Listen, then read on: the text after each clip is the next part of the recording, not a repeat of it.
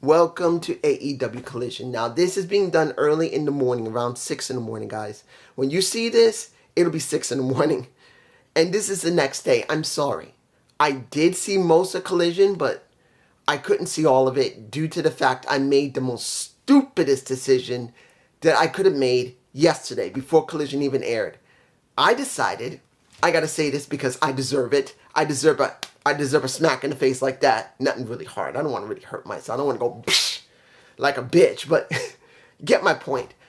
I need to go shopping. And the place I wanted to go was not too far for me to walk. But I, in my wonderful wisdom, forgot.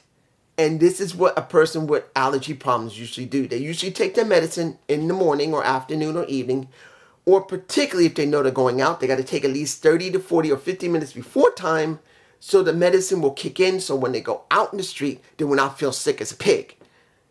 I didn't do that. I totally forgot to take my allergy medicine well before I left. And when I went in the streets and I'm walking past one of the multiple parks that's not too far from where I'm living, I realized when my eyes were beginning to itch and my nose was beginning to hurt, I said, oh crap, I forgot to take my medicine. I knew the minute I got to where I was getting and got what I wanted and on my way back, which I had to go past the same park, I was going to feel it later. I feel it now. Even after taking medicine, I felt like my head wanted to explode. I felt like shit. And worse yet, I've been insomniac a little more than normal. I have been having problems sleeping a little more than normal. Even taking something to help me sleep, it's been a little difficult for me to sleep. So I was already sleep deprived beforehand. I forgot to take my medicine, and then guess what? I felt like shit. Where everything began to spin around. When you know you're not feeling well and everything begins to spin, you're going like, oh, fuck. You can't focus on doing a review. So, sorry this is taking 2 minutes, but I thought you need to know. And let me make this clear. The reason I did it like this is because when you see the premiere of Collision, to be honest, there wasn't a lot in it. I'm being honest here. I know I haven't seen just Alex, JD, Solomonster, or anyone else's review. I didn't want to watch anything because I didn't want to get skewed. Because I wanted to make sure that in the morning that I would check the parts that I missed because I saw most of Collision, but not all of it. So I tried to find a replay so I could see the rest of it. And I'm going to be honest here. Was it a bad show? No. But was it something that knocked it out of the park? No. There was only one thing that did that, and that was the CM Punk segment, which I'll talk about last. But let's get to the beginning. Luchasaurus versus Wardlow for the TNT title. Now, this was a surprise to me because not that I didn't know that was going to happen, because I knew it was going to happen, but how the match went.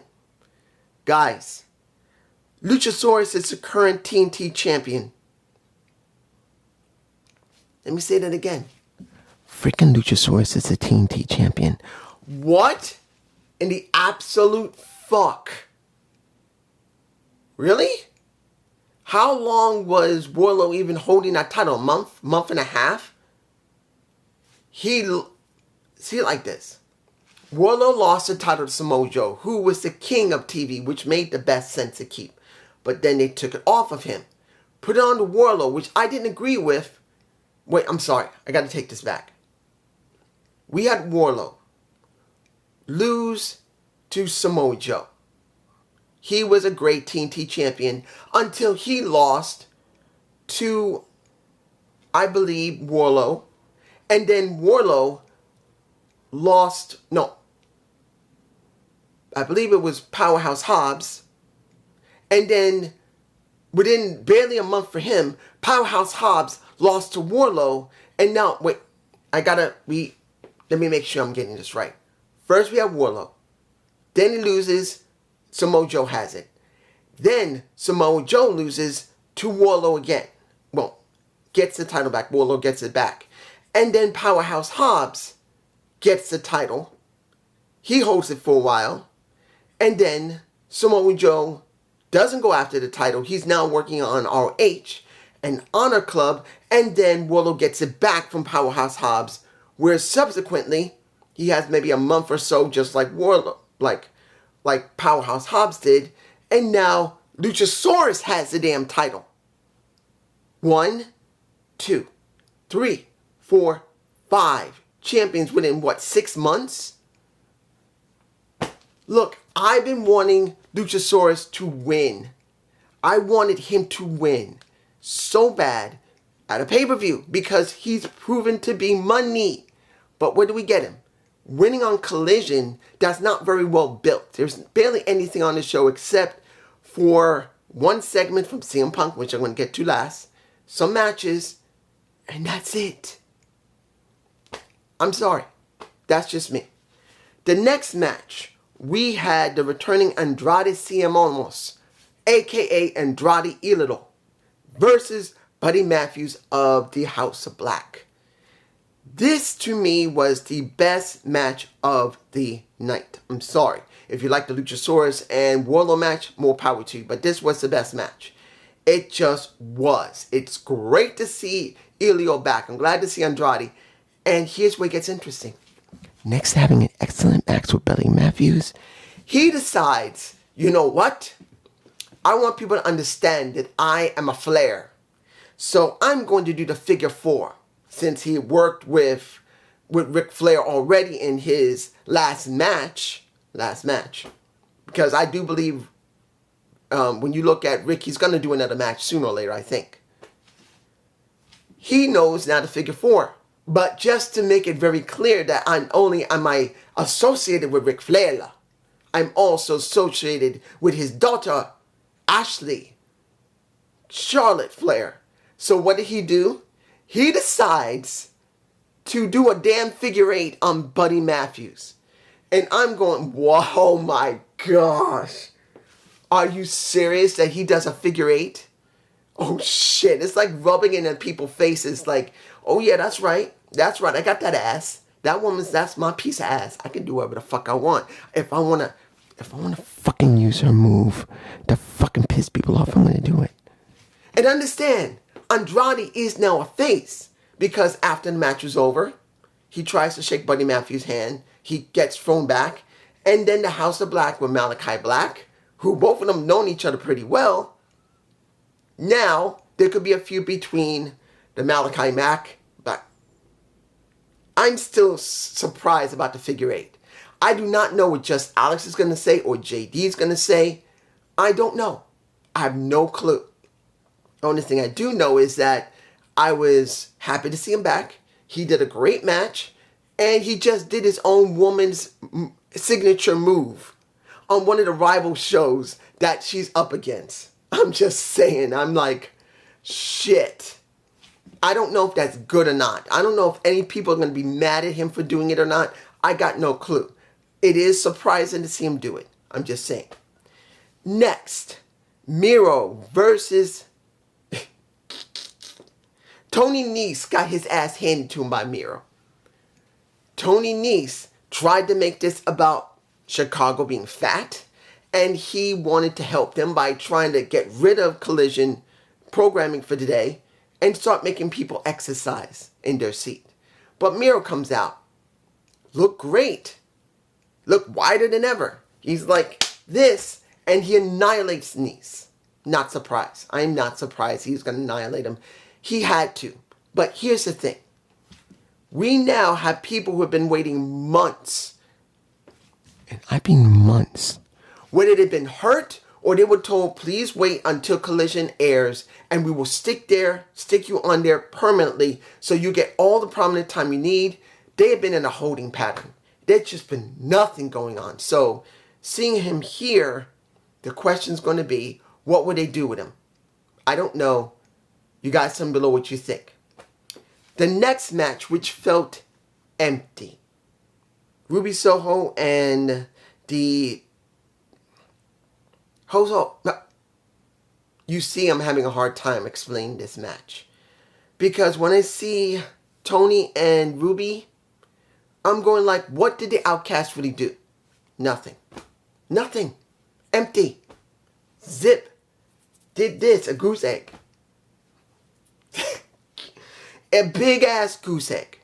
Then I look at Sky Blue, who has been getting a little bit momentum on ROH, which I haven't seen in weeks, haven't had a chance to, and the Nightingale, the Willow, that, who now is the New Japan Pro Strong Champion, who really wasn't meant to win, because I didn't say this in one of my previous videos, but I did see the video of pretty much Mercedes going against her and seeing her get hurt. I saw how she got hurt. Hopefully she'll be alright in the next couple of weeks. I think in about a month or so she'll be recovered. I don't think it was a major break. It might be a hairline fracture, I hope. Nothing seriously broken. I will say that Mercedes put her over. She worked hard with a broken ankle, I believe. Or a hairline fracture ankle. She did work hard. I'm just saying. The match just felt empty. I'm just saying. There's no story. And that's one of the problems the Outcast has. Moving on. Now, Powerhouse Hobbs and QT Marshall had their moment talking. Okay. I'm not saying it's bad, but it's okay. Scorpio Sky must be coming back now, because now he had a vid pack. Great. Haven't seen Scorpio in a while. I think he was hurt. He's now recovered, and he will hopefully stay on Collision instead of going over to Dynamite. Need to do something with him. Now, I gotta say this before I get to the last video of the entire thing. Now, I know I could talk about Jeff Jarrett and Mark Briscoe having a match. I'm not doing it. I'm leaving that. I want to see how far they're going to go. The Owen Hart tournament, seeing that Starks is in it, I'm not going to say anything either about that. I want to see how they're going to elaborate that on Dynamite. I'm leaving it. But I got to say this. When you hear the music for Collision, it sounds strange. Doesn't mean it's bad. It just sounds hillbilly a little bit. I don't know if that's good or not. It sounds a lot more country than you would think they would go there. And that's what Collision sounds like. Next, Niles McGuinness and Kevin Kelly. I think Kevin Kelly were the ones who generally did commentary next to the last match where JR, it sounded like he was a little hoarse. He was there. I'm going to say this. Niles McGuinness, perfect in that role. I do agree. But Kevin Kelly of ROH being there, I don't agree. No. I don't feel like he's right for the job there. I'd rather see a Mark Henry there. I'd rather see a Paul White there. If they can't get a Mauro Ranallo, put Copeland there.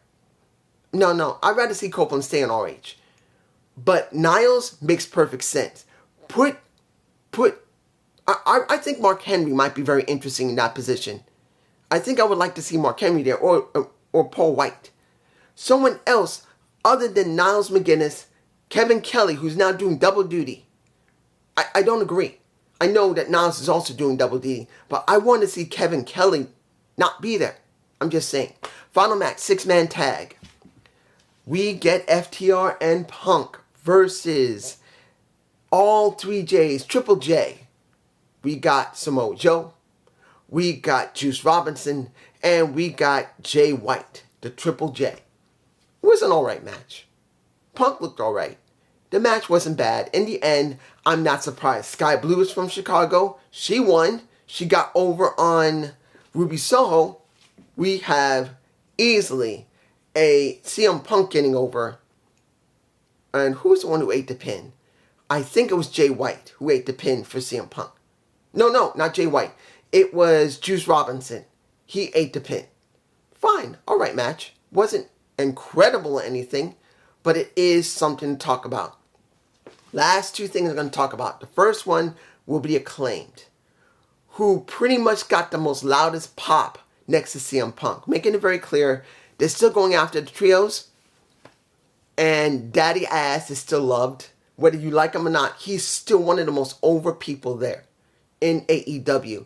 At his age of pushing near 60, he's 59 or 60 years old right now, 59 or 60.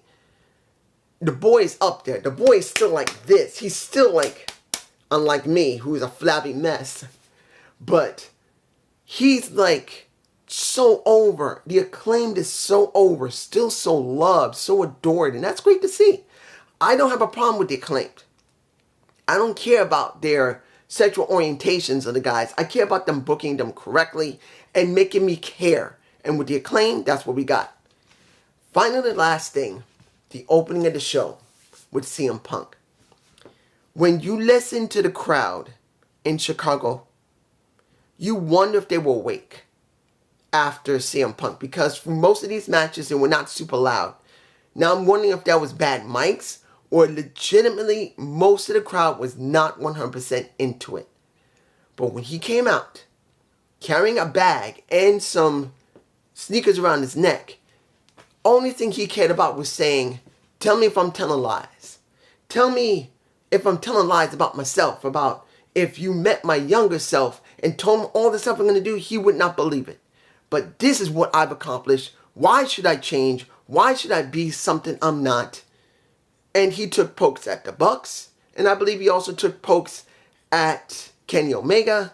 And he made it very clear to anyone who I've offended and they believe I need to apologize. He says, all right, I apologize. I apologize for the people that you like the most are so damn soft. And he's talking about the wrestlers there. I'm glazing over it very briefly. I'm sure everyone has watched it. But I'm going to tell you this.